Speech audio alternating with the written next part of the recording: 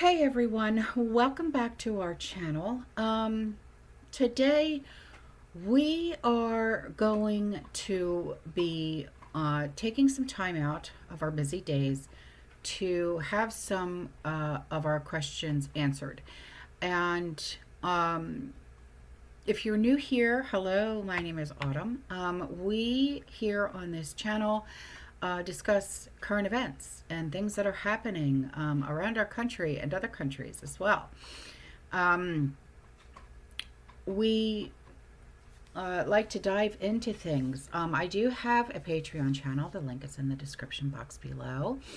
Over there, I go down rabbit holes and I talk about things over there that I can't talk about here because of YouTube's terms and policies. Okay, so if you have about 30 minutes, please join me today and watching the full interview with Elon Musk and other top executives who run the Doge machine. So far, they have uncovered about 1 trillion of our taxpayer dollars. Yeah, and they're not done yet. And they also, close to the end of their interview, they discuss about how the money, the loans that were sent to people who are 115 years old down to 9 months old. And they also discuss Social Security. And I know that is a huge thing with a lot of people here in our community.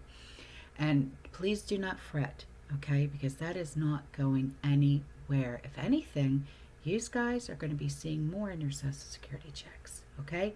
So let's get into it, shall we? Thanks for having us and doing this. I know there's a lot of interest in this. You know, first let me start with you, Elon. What are the budgetary savings goals, and how much do you think you've achieved so far? Our goal is to reduce the deficit by $1 trillion. From a nominal deficit of $2 trillion to try to cut the deficit in half to $1 trillion, or looked at it in total federal spending to drop the federal spending from $7 trillion to $6 trillion. We want to reduce the spending by eliminating waste and fraud, reduce the spending by 15%, which seems really quite achievable. The government is not efficient, and there's a lot of waste and fraud. So we feel confident that a 15% reduction can be done without affecting any of the critical government services. I'm going to talk to all the guys. If not making it better. I'm going to talk to all the guys here about the specifics. But for you, what's the most astonishing thing you've found out in this process? The sheer amount of waste and fraud in the government. It is astonishing. It's mind-blowing. We routinely encounter wastes of $1 billion or more, casually. For example, like the simple survey that was literally a 10-question survey that you could do with SurveyMonkey, cost you about $10,000, was the government was being charged almost $1 billion for that. For just the survey? $1 billion for a simple online survey, do you like the national park? And then there appeared to be no feedback loop for what would be done with that survey. So the survey would just go into nothing. It was like insane. You technically are a special government employee, and you're supposed to be 130 days. Are you going to continue past that, or do you think that's what you're going to do? Or? Well, I think we will have accomplished most of the work required to reduce the deficit by $1 trillion within that time frame. So in that time frame, 130 yes. days. And the process is a report at some point, at 100 days? Or? Not really a report. We are cutting the waste and fraud in real time. So every day that passes, our goal is to reduce the waste and fraud by $4 billion a day, every day, 7 days a week. And so far, we are succeeding. And I'm going to talk to the specifics, but there obviously are Doge critics who are reading all kinds of stuff. Obviously, lawmakers on the other side of the aisle are attacking you, and they characterize the approach as this: fire, ready, and then aim. And how do you approach that? How do you respond to that? Well, I do agree that we actually want to be careful in the cuts. So we want to measure twice, if not thrice, and cut once. Actually, that is our approach. They may characterize it as shooting from the hip, but it is anything but that. which is not to say that we don't make mistakes. If we were to approach this with the standard of making no mistakes at all, that would be like saying someone in baseball's got to bat 1,000. That's impossible. So when we do make mistakes, we correct them quickly, and we move on. Some people say this shouldn't take a rocket scientist. Steve Davis, you are a rocket scientist. Used to be. Yeah, I know. And now essentially you're the chief operating officer of Doge, day-to-day operations. Fair to say? Yeah, part of the Doge team. So how did you end up here? What's the biggest challenge you see? The reason I'm here, which is probably for many, is that I think the goal is incredibly inspiring. I think most of the taxpayers in the country would agree that in order to have the country going bankrupt would be a very bad thing, and therefore the country going not bankrupt is a good thing. That all of us are willing to kind of put our lives on hold in order to do. I think the thing that's special right now is we actually believe there's a chance to succeed. That there's an administration that's supportive and a great cabinet and just a great group that will actually make success a possible outcome. And I think that's, given the inspiring mission and given the non-zero chance of success, it was worth doing. I'd just like to sort of re-emphasize that point. The success of Doge is only possible with President Trump and with the outstanding cabinet that he selected. It would be impossible without the support of the president and the cabinet. But you're finding the money. I mean, it's big numbers, right? Yeah, like Elon said, the minimum impulse bid is often $1 billion. So, for example, the $830 million, which was the online survey, that's an enormous amount of money. That wouldn't have been found if the Doge team wasn't working with it, in that case, the Department of Interior. But then taking it one step further, Doge then publishes these things on our website for maximum transparency. So now the general public, it would have been impossible for the general public to have seen that. Now anyone can just log into doge.gov anytime and see these payments. As they're not yet in real time, they're close, but they'll probably be in real time within the next few weeks. But the process, it still involves Congress, right? At some level? We try to keep Congress as informed as possible, but the law does say that money needs to be spent correctly. It should not be spent fraudulently or wastefully. It's not contrary to Congress to avoid waste and fraud. It is consistent with the law and consistent with Congress. And we've seen actually great support, at least from the Republican side of the House, and occasionally some Democrats too. It's nice to see people cross the aisle once in a while. But usually when they attack Doge, they never attack any of the specifics. So they'll say what we're doing is somehow unconstitutional or illegal or whatever. We're like, well, which line of the cost savings do you disagree with? And they can't point to any. And we list them all on doge.gov and the Doge handle on X. And you'll see just outrageous things, one outrageous thing after another. Joe Gabbia, besides Elon, you're one of several billionaires here, co-founder of Airbnb, and you wanted to help out. I bumped into Anthony and Elon probably back in February, and they told me something about a mine that was dealt with retirement, and they said they needed somebody to help out to fix retirement in the government. I loved the challenge, so I jumped on board, and it turns out there is actually a mine in Pennsylvania that houses every paper document for the retirement process in the government. Now picture this. This giant cave has 22,000 filing cabinets, stacked 10 high to house 400 million pieces of paper. It's a process that started in the 1950s and largely hasn't changed in the last 70 years. And so as you dug into it, we found retirement cases that had so much paper, they had to fit it on a shipping pallet. So the process takes many months, and we're going to make it just many days. Will it be digitized, or how? Absolutely. So this will be an online digital process that will take just a few days at most. And I really think, it's an injustice to civil servants who are subjected to these processes that are older than the age of half the people watching your show tonight. So we really believe that the government can have an Apple Store-like experience, beautifully designed, great user experience, modern systems. Because right now, it's by hand. Yes, the retirement process is all by paper, literally with people carrying paper in manila envelopes into this gigantic mine. So they can't retire more than a certain number every month. Yes. About 8,000 a month. That's how the reason we discovered it was we were saying, like, well, let's encourage voluntary retirement. They said, well, the most they could do is 8,000 a month. And even under normal circumstances, it can take 6 to 9 months just to have your retirement paperwork processed, and they often get the calculations wrong. So we're like, well, why would it take so long to retire? And they're like, well, because of the mine. And we're like, what do you mean a mine? What's a mine got to do with retiring? And that's where we discovered that all the retirement stuff is still done by paper in a process that looks identical to what occurred in the 1950s. Like if you took a snapshot of the mine when it first started in the 50s to today, it looks the same. It's amazing. So how long do you think it'll take to turn over? We're working as fast as we can.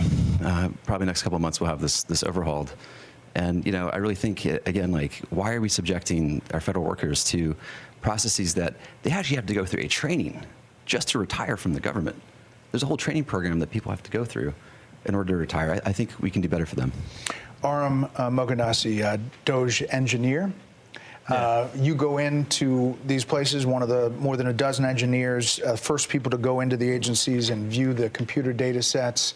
Tell me what you're finding, and for people who don't understand how that process works, explain it for them. Yeah, I'll say the first thing that got me really excited about Doge was learning basically the state of government computers. By some estimates, government IT costs about $100 billion, and it's funding systems that are over 50 years old, in the case of something like Social Security or the IRS. So really critical systems are old. They cost a lot of money to maintain, and they can be, the efforts to improve them are often very delayed. So I thought I'm a software engineer that maybe could make a difference here, and that's really what inspired me at a high level. There's a lot of mystery about Social Security and a lot of words about it here's what Democrats have been saying about it. It's absurd that Elon Musk is trying to eliminate billions of dollars from Social Security. Elon Musk and President Trump have set their sights on cutting Social Security. Their goal is clear: destroy Social Security from within. You're in the building. I mean, you're in the computers. What's happening there? What are you doing? Yeah, it doesn't line up with my experience on the ground. And I'll say the two improvements that we're trying to make to Social Security are helping people that legitimately get benefits, protect them from fraud that they experience every day on a routine basis, and also make the experience better. And I'll give you one example is at Social Security, one of the first things we learned is that they get phone calls every day of people trying to change direct deposit information. So when you want to change your bank account, you can call Social Security. We learned 40% of the phone calls that they get are from fraudsters. 40%? That's right. Almost half. Yes, and they steal people's Social Security is what happens. Is they call in, they say, they claim to be a retiree, then they convince the Social Security person on the phone to change where the money's flowing. It actually goes to some fraudster. This is happening all day, every day.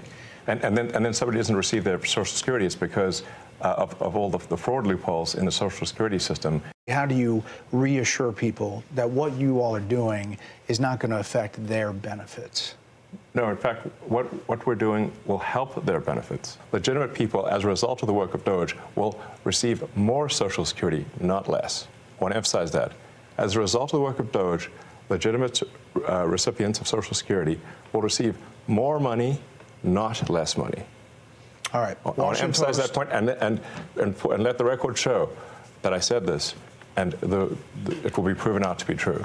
Let's check back on this in the future. So, Washington Post, the Social Security Administration website crashed 4 times in 10 days this month because the servers were overloaded, blocking millions of retirees and disabled veterans from logging into their online accounts. Freaked people out. Is that going to change? Yes, we're going to make sure that the website stays online. Yeah. I mean, but is it a result of going in there No. or something you're doing? No. The amount of issues that were the Social Security system are enormous. As an example, there are over 15 million people that are over the age of 120 that are marked as alive in the Social Security system. And that's an accurate figure. Yes. Correct. 15 million. Correct. This has been something that's been identified as a problem, again, pre-existing problems, since 2008 at least, from an IG report.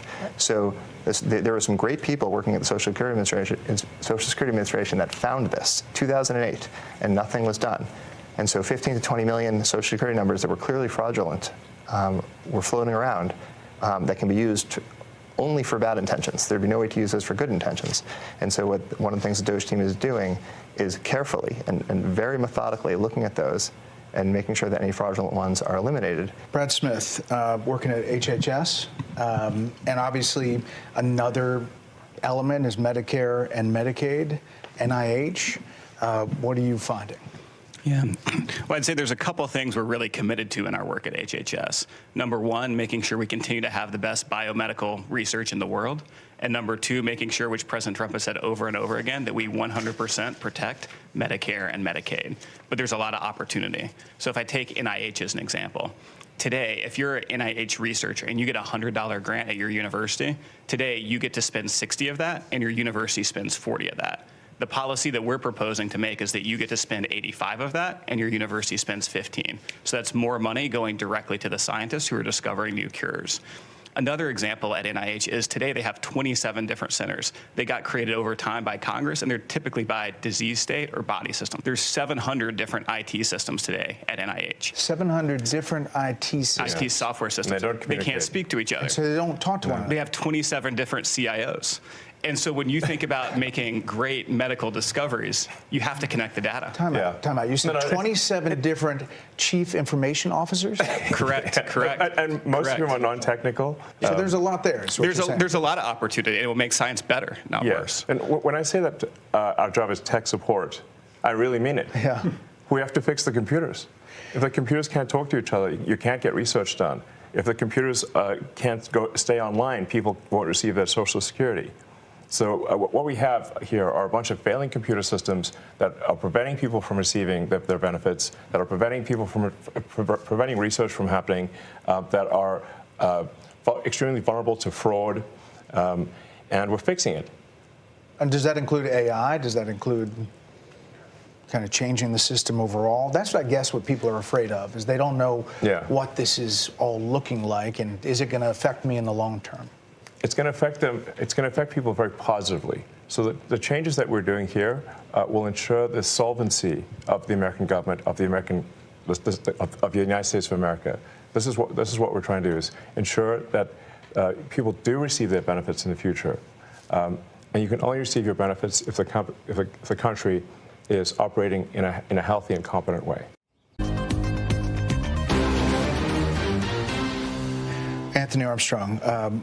Doge, Office of Personnel Management, Morgan Stanley banker, M&A guy. Yeah. You know money, and this is a lot of money sloshing around. There's a lot of money sloshing around. There's a lot of money sloshing out the door. And if you look at the federal government and the way the workforce works, it's really a one-way ratchet over decades. So it's only going up. It's only going up. You never take it away. So that leaves you with duplicative functions, it leaves you with overstaffing, and it leaves you with functions in the wrong places. So a couple of examples. Duplicative functions. Brad mentioned 27 CIOs. If you kept going with Brad, he would talk about the communications office. I think you've got 40 distinct communications offices in HHS, right? Yeah. 40? Yeah, and that's not unusual, by the way. Multiple offices like that. It's not making anyone healthy. This is not about the employees there. There's many hardworking, well-meaning people who took these jobs. These jobs were out there. They applied for them. They took them. They're doing what's there. It's just that they're duplicating the effort of 40 offices. So you've got that. You've got overstaffing. A good example of overstaffing would be the IRS has got 1,400 people who are dedicated to provisioning laptops and cell phones. So if you join the IRS, you get a laptop and a cell phone, you're provisioned. So if each of those IRS officers or employees provisioned 2 employees per day, you could provision the entire IRS in a little more than a month. So 12 times a year, you can re-provision. It doesn't make any sense. Why would you have 1,400 people whose only job it is to give out a laptop and a phone? Right. The whole IRS could be handled once a month. So that doesn't make any sense. And President Trump's been very clear. It's scalpel, not hatchet, and that's the way it's getting done. And then once those decisions are made, there's a very heavy focus on being generous, being caring, being compassionate, and treating everyone with dignity and respect. And if you look at how people have started to leave the government, it is largely through voluntary means. There's voluntary early retirement, there's voluntary separation payments. We put in place deferred resignation, the 8-month severance program. So there's a very heavy bias towards programs that are long dated, that are generous, that allow people to exit and go and get a new job in the private sector. And you've heard a lot of news about RIFs, about people getting fired. At this moment in time, less than 0.15, not 1.5, less than 0.15 of the federal workforce has actually been given a RIF notice. So they're selected if they're leaving. It is basically almost no one's gotten fired. That's what we're saying. Tom Krause, working at Treasury, you are having access to the payment system, oversees all the outgoing payments. Essentially, those payments were going places we didn't know where they were going, right? Yeah, unfortunately, that's the case, Brett. As an ex-CFO of a big public tech company, really what we're doing is we're applying public company standards to the federal government. And it is alarming how the financial operations and financial management is set up today. There is actually really only one bank account that's used to disperse all monies that go out of the federal government. Time out. One bank account. It's a big one. It's a big one. It's a big one. It's a big one. A couple weeks ago, it had $800 billion in it, but it's the Treasury General account. So when you hear, some of my colleagues here, what they're talking about in terms of the fraud, you have to ask, well, why is this allowed to happen at a financial level? Well, it's actually quite simple but alarming. The Treasury, up until now, and thanks to President Trump, we're fixing this. In fact, there was an executive order that he just signed the other day, which is protecting America's bank account, because it really is the taxpayers' money. One, we're changing the culture. The culture is been not a lot of caring and not a lot of commitment to doing what's right relative to financial operations. There's a $500 billion of fraud every year. There's hundreds of billions of dollars of improper payments, and we can't pass an audit.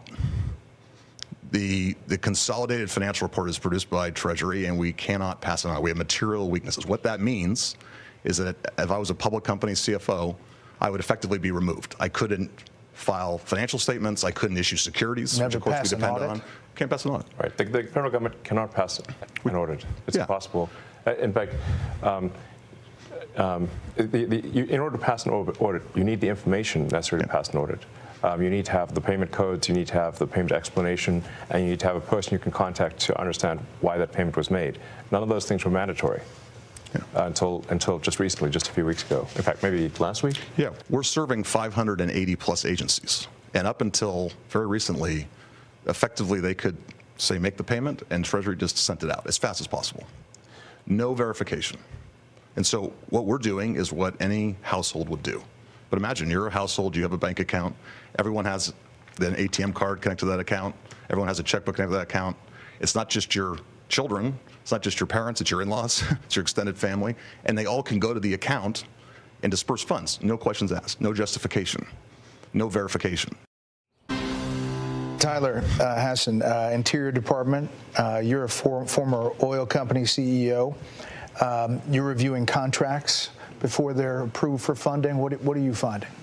Well, Elon and Steve kind of stole my thunder a little bit, but I actually found that customer service survey contract. I actually have an example of one right here. I could have done this in high school. And Is that right? I found it. Is that bad? I found it on the weekends because under the Biden administration, there was no departmental oversight within the Department of Interior whatsoever. None. We are now reviewing every single contract, every single grant, and when things come to my attention that don't make sense, I'm bringing them to Secretary Burgum, and he has been fantastic. He's a businessman. He's very supportive of DOGE. It's been wonderful to work with him. Is the battle between government of decades of buildup and business, which you guys are, is that like a train hitting each other? I mean, it seems like it's pretty disruptive. Well, this is a revolution, and I think it might be the biggest revolution in government since the original revolution. But at the end of the day, America is going to be in much better shape. America will be solvent. The critical programs that people depend upon will work, and it's going to be a fantastic future. But are we going to get a lot of complaints along the way? Absolutely. One of the things I learned at PayPal was You know who complains the loudest and with the most amount of fake righteous indignation? The fraudsters. It's a tell. There's some of these NGOs that are crazy, like the $2 billion to Stacey Abrams' NGO that basically didn't exist and suddenly gets $2 billion awarded from the federal government. She says, why? And there are many such cases like that. I think that most people, common sense-wise, would say the fraud's got to end. Yeah. They're concerned about the 94-year-old mother who skips a check or somehow doesn't get what she's supposed to get. Right. And what we're trying to say is actually that the 94-year-old grandmother is actually, as a result of Doja's work, going to get her check. She's not going to be robbed by fraudsters like she's getting robbed today. And the solvency of the federal government will ensure that she continues to receive those Social Security checks, that Medicare continues to work, without which we're all doomed. The reason we're doing this is because if we don't do it, America's going to go insolvent. We're going to go bankrupt.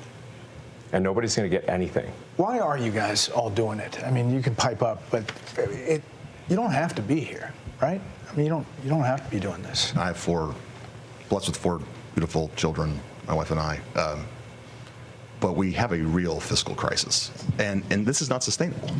And what's worse, back to my children and everyone else's children, is we are burdening them with that debt.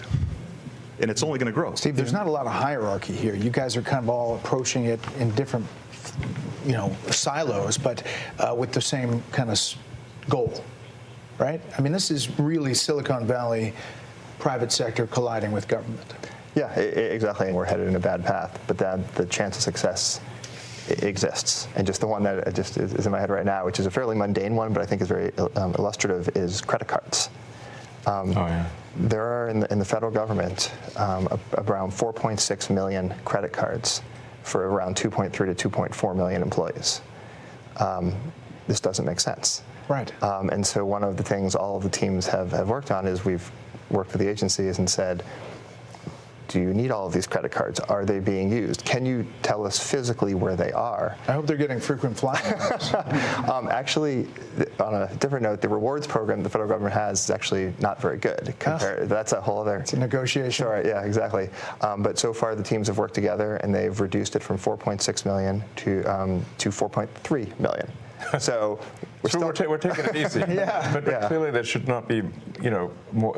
There should not be more credit cards than there are people. Yeah. Joe, middle-level employees, are they seeing a benefit to being empowered by taking out bureaucracy? I mean, absolutely. I mean, I think what you're seeing is taking the best of Silicon Valley and the business world and bringing it into the government. We're bringing the best practices and the best methodologies, and people are inspired.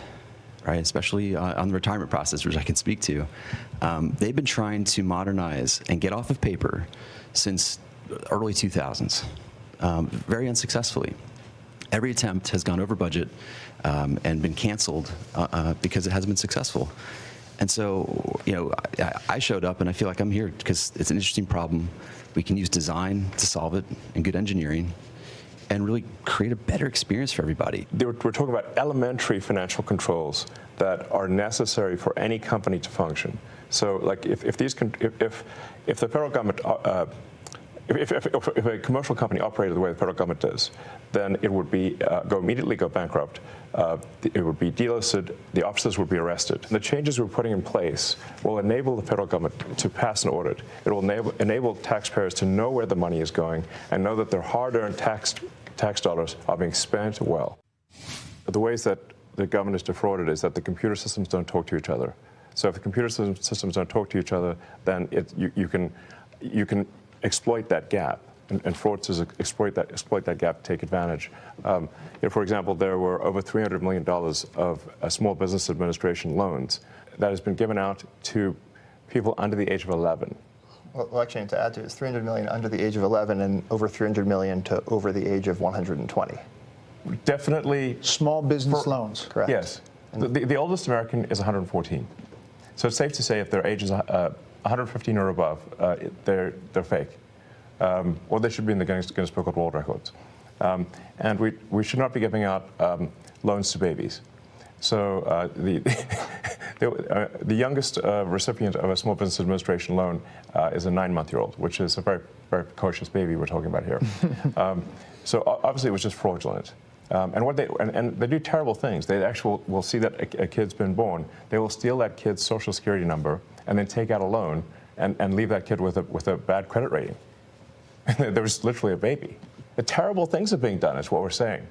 And how? And we're stopping these terrible things. And you can stop it? I mean, we are stopping it. The reason this is Absolutely. happening is because the two systems are not talking to each other. Yes. Right? And so you don't know at the Small Business Administration that you're giving a loan to a 9-month-old, which happened in one case, because you're not cross-referencing that with the Social Security Administration data that has birth dates. So that very, very simple fix eliminates tremendous fraud. And that there are multiple systems across the government where the systems are not speaking with one another. And if you just solve that simple problem, you would solve a huge amount of fraud. Are you surprised? So one of the ways that, like one of the key tricks that the fraudsters pull is that they will use the fact that someone is marked as live, and as sort of just that Social Security number is marked as live in Social Security, and then get disability and unemployment insurance for a dead person. Because the databases don't talk to each other, all they got was from Social Security is like, is this person alive?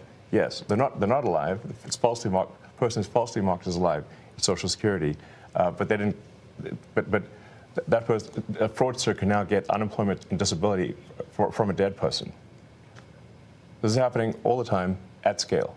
Are you surprised at some of the legal efforts and some of the judges that have weighed in? There's about 8 or 10 now of these cases that are at least temporary holds. They're being challenged by the DOJ. Right. Are you surprised by that pushback?